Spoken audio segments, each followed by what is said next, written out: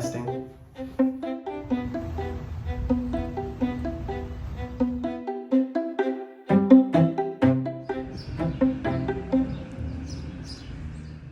We're on our way to the Bay Area right now for Mother's Day. We haven't done any podcasts or anything yet though because we've been working.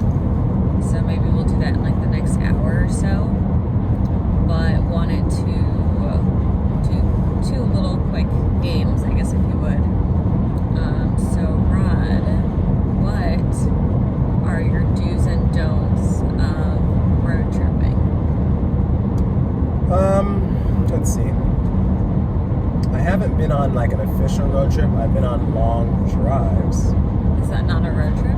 Depends. What? Depends on the destination, the preparation, the speed. No, never mind. All right. My eyebrows raised. You can't tell, but it is.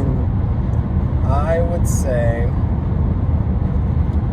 don't hog the ox, although it's kind of I was like, yeah, I don't know if that's very 2000s thoughts, but I know what you mean, yeah. I mean, if you're in the car with multiple people,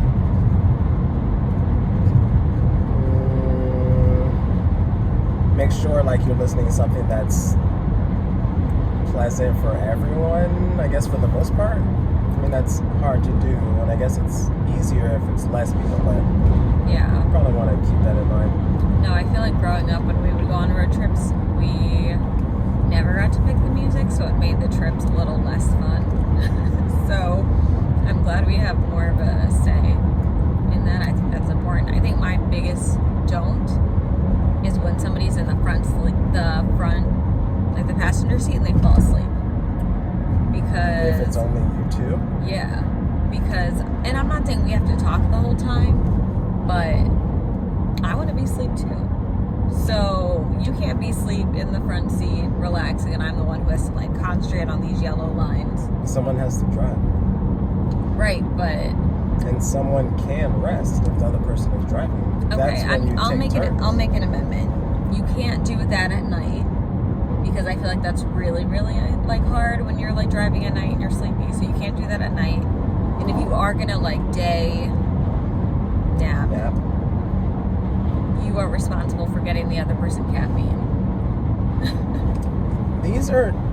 Have you ever lived by these? These are rules? my do's and don'ts. We said, what are the road trip rules? Have you Do's and don'ts? implemented these rules before, or you're just saying going forward, this is what you expect? Well, we're not going to be driving at night for our trip, which is helpful. But yeah, I think going forward, that's what I expect because we've definitely driven not a full length road trip, but like an hour, 2 hour drive. And I definitely remember you falling asleep in the front seat, and I was salty about it. So it's coming out now. That might have happened once. It probably over the only course happened of once. All our drives. It probably only happened once, but once was enough to make it a rule. It's crazy. I would also say control the bodily functions, both liquid and gas. No pun. Oh, that really only affects one of us. Well, no, because I've been on road trips before. This was to the Atlanta area, and I had 2 other passengers with me. I'm not going to name any names. You're really putting your friends on blast. But boy, it was rough. The windows had to go down several times. Wow. So yeah, that was funny, but probably not going to happen with us.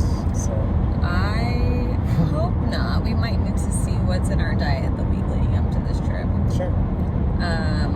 I do feel like we always try to have the windows cracked for Pup, just because she, on occasion, has gotten car sick, and so I obviously hope that doesn't happen, but I think with the windows cracked, hopefully that should help with her car sickness, or if any bodily functions escape. Yeah. This is so gross. Okay. The second thing I think I was going to ask,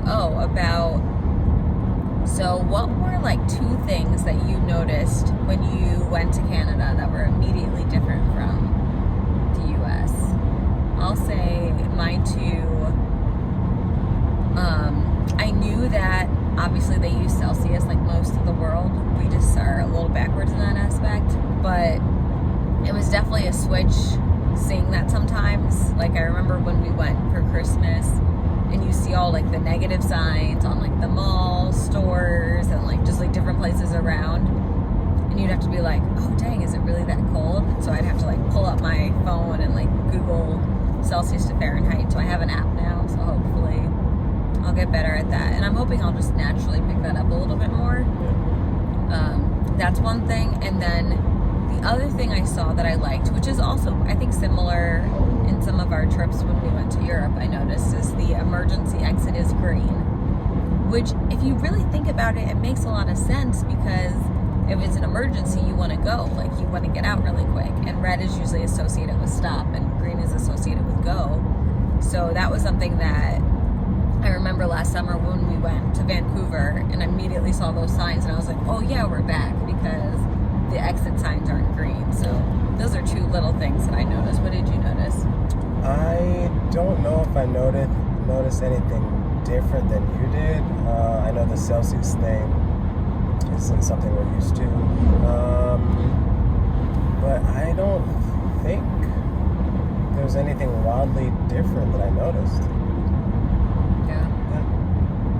So I guess maybe now that we'll be there a little bit longer, we'll be able to make some better observations if there are things that are probably really different.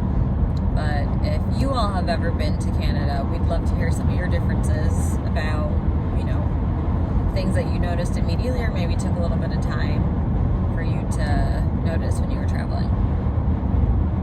Yeah. Anything else? That's it for now. Yeah, so maybe we'll try to listen to that podcast, see what we think. Saw someone's comment about listening to Morgan Wallen all the way up, and It's not happening. Deeply offended. No. No, if I had to listen to country music for 3 days straight, I'd have a nervous breakdown. But thanks for the suggestion. We do appreciate it. All right, so yeah, I think that's all for now. So we'll check in later. All right, bye.